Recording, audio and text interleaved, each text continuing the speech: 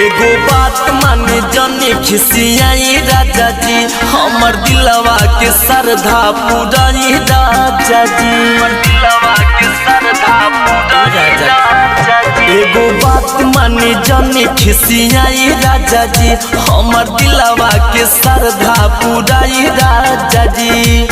संग ही जाए में चलला जाई राजा जी, बात माने जान खिसियाई राजा जी।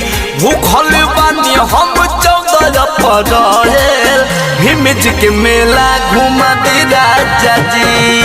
भूखल बानी हम 14 अप्रैल, भीमज के मेला घुमा दे राजा जी। घुमा दे राजा जी, घुमा दे राजा जी।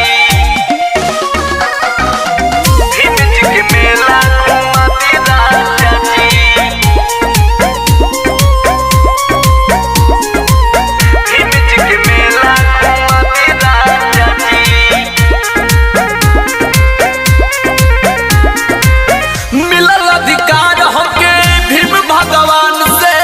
चलेला देश साहेब जी के संविधान से, चलेला देश साहेब जी के संविधान हो।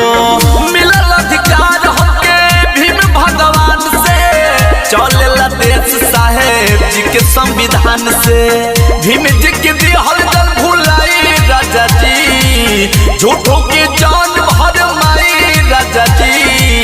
भूखल बानी हम 14 अप्रैल, भीमज के मेला घुमा दे राजा जी। भूखल बानी हम 14 अप्रैल, भीमज के मेला घुमा दे राजा जी। घुमा दे राजा जी, घुमा दे राजा जी। भीमज के मेला घुमा दे राजा जी।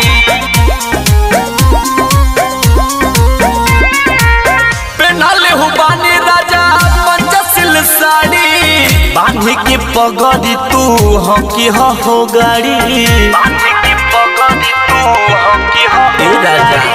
पेन्हले हो बानी राजा पंचशील साड़ी, बांधी के पगड़ी तू हकी हो गाड़ी। हर के सहल चल माने जाई राजा जी, रिंकू अनिल संगे जाई राजा जी। भूखल बानी हम 14 अप्रैल, भीमज के मेला घुमा दे राजा जी।